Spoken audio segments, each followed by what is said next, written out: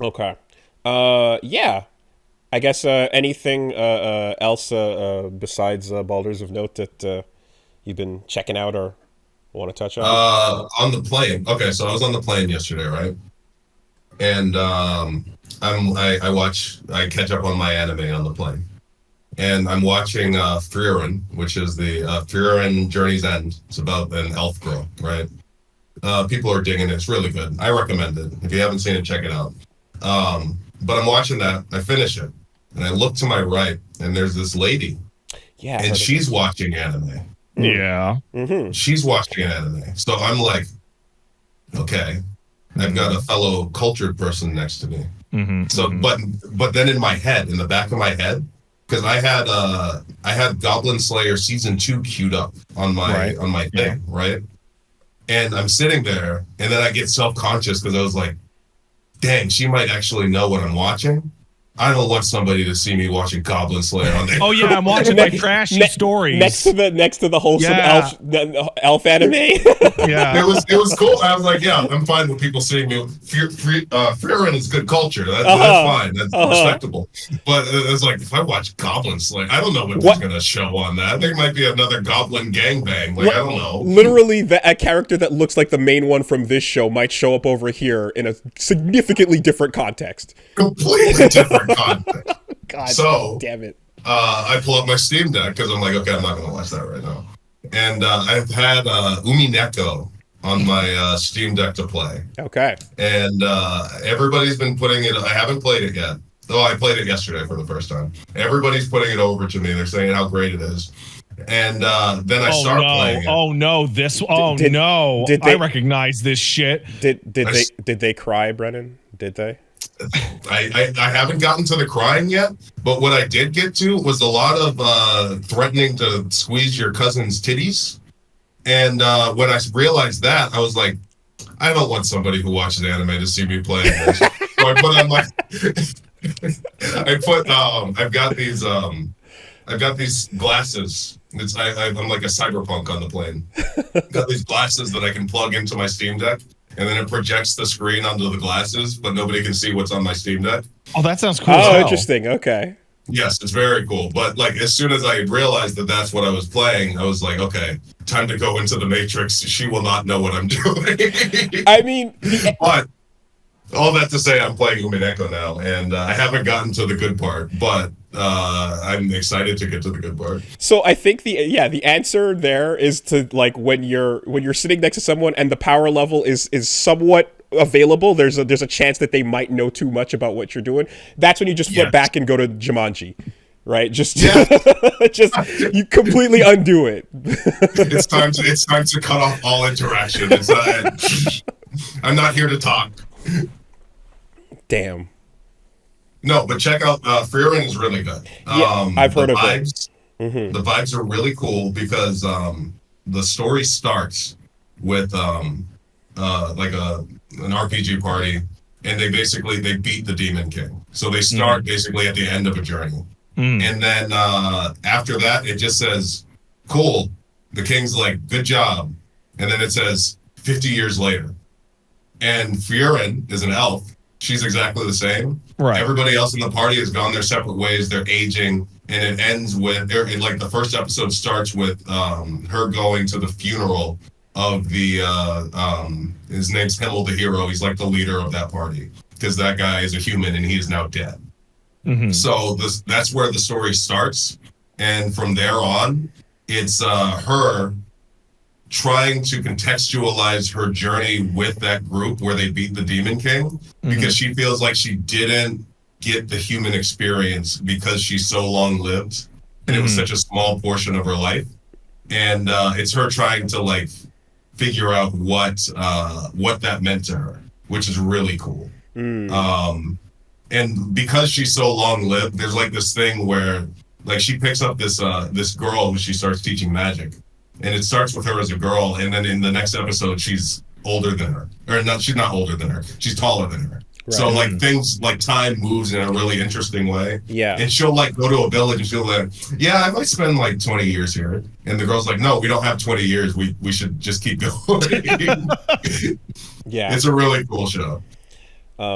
Cool. Yeah. No, I heard that explained as like a slice of life, but your lens is with again almost immortality as a Right. as a framework. Yeah. That's always something interesting to visit when you see it from that perspective. I think one of the ones I really liked is Lost Odyssey. Is like you're playing an immortal and then like putting back together little moments of their life that just seem to go on, and like how trivialized the average person's lifespan is by comparison. It's the thing where like you need to conceptualize immortality differently. So unrelated, me and my wife have been watching Twilight because I hadn't seen Twilight. I know everything about Twilight, but I hadn't actually sat down and watched. I was in the movie, exact same position when my wife sat me down and was like, "We're going to watch this goddamn movie." Twilight specifically. Yeah, I knew everything about it other than having actually watched it. I knew that I wanted to get to the last two because I heard it's like Star Wars prequel level schlock. Like there's a villain that like chews scenery, and I'm like, I'm gonna love this. Okay, it's such a weird experience because if you know all of the beats, you're sitting there watching a movie. I was quoting it. Like there were parts when Jacob shows up and he's like, "Bella, what's going on, Luca?" I knew that. And you look at Jacob and you turn to your wife and you go, "That's the baby fucker, right?" Yeah, so she goes, "Yeah." So that's it. All I caught was the imprinting shit, the fucking werewolf imprinting shit, and I'm like, out forever, super duper done. I don't need to know. So my problem with Twilight, and I'm trying, like, my wife did not care, but like I was trying to tell her, I'm like, you don't think it's weird that this? I think Edward's 150 or something like that. Yeah. And I'm like, you don't think it's weird that this 150-year-old is dating a 17-year-old? That he's like hanging out all day, hitting on high school girls for like 80 straight years. And she was like, no, he was turned at 17. He's 17 forever. And I was like, that's not mentally. That's not how it works. Botox did not stop aging processes in my brain. Right. Exactly. So like, I can get from an approach to immortality where you're frozen in the same state forever, but that's like a detriment to your character. Like if you're 17 forever, if I had to roll the dice, like the entire reason that works for a teenage girl to adult female reader is the idea of like, what if your 17-year-old boyfriend was emotionally mature at all? Yeah. That's what it is. Which I now realize flies apart because Edward is not emotionally mature. He's actually a freak. Yeah, the whole time I'm like, you don't think it's weird that he stalks her? Like, what if I broke into your room and watched you sleep on our first date? Pat, were you really hot when you did it though? I was. Like personally, I was a little sweaty. No. Because if you were under the collar when I saw him do that. If you were attractive when you broke in, listen, I'm going to be really honest. What's the meme? The sexual harassment meme. I'm going to be real honest. Morally great. Poor JoJo, that love story, that's true love. So who am I to judge? Right. just change your face. But at the same time too, like I'm also like thinking of that, like the ongoing immortal kind of like love story thing. Like that viewpoint is super interesting, and I kind of wish, like when it was introduced in Mass Effect, like the perspective of Mass Effect through the lens of like playing as an Asari would be so different, right? Yeah. Or as a Solarian, like 40 years versus practically 1,000. Like like that's the kind of thing where you like I like playing with that as a theme more, and like I'd like to see. Oh man, one of the best character moments of that whole series is like the conversation you can hear in the Ilium Mall. Yeah, of like an Astari daughter hanging out with her dad, who's got like 10 years to go because he's Solarian. That's exactly super interesting stuff.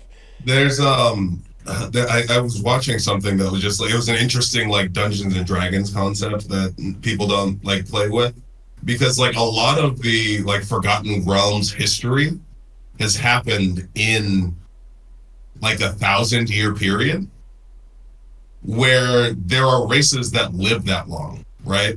So like Astarian is alive for the events of Baldur's Gate 1 and 2. Oh. Right. So like there's a way of approaching yeah, this is like my third world cataclysm. Like I've seen this happen several times in my lifetime. Okay. That people don't play with, because it's like, no, like this should be kind of normal to you. Like, this shit happens literally every 50 years. Right, and yeah. I'm 480 years old, so I've seen it like 8 or 9 times. The god of magic has died 3 times in my lifetime. Like, that's like, that changes your perspective of things. Yeah. Interesting. Oh, man. Oh, yeah. Oh, the absolute. Did you fuckers remember the time of troubles when the gods were walking around mortal? That shit was crazy. Yeah, exactly. I mean, whatever. I guess we'll find out. Like, were they Greek gods? Were they flawed and full of shit? Oh yeah, they're awful. They're terrible. God. So I heard a really interesting explanation, because in Baldur's Gate, Withers, your little skeleton friend, he drills it into your head the entire time. He's like, mind flayers don't have souls. They don't have souls, man. Mind flayers don't have souls. Not even one. Mind flayers don't have. They say it over and over again, and I'm like, huh, that's a weird thing. Like, because Withers is otherwise like a very chill guy, and so an interesting thing about mind flayers is in D&D lore. If you look in the rule books, a mind flayer can become a lich, right? And to become a lich, you need to be able to split your soul up into, what are they freaking called? Harry Potter, phylacteries. Phylacteries, yeah. You're supposed to be able to split up your soul into phylacteries. So that implies that mind flayers do have some form of soul. So, like, there's a way of looking at it that a mind flayer does have a soul. It's just not affected by the gods of this realm because they're extraterrestrial, right? Yeah. So even the most chill good god that you deal with, Withers, in your camp, he's still arrogant enough to say, well, I can't control these souls, so they don't have a soul. Well, there's also a fun little epilogue interaction under certain very specific circumstances where Withers just goes, huh, weird. I guess you got something going on here, because this is out of my realm. Otherwise. Yeah, this is out of my realm of control. I don't know what to do.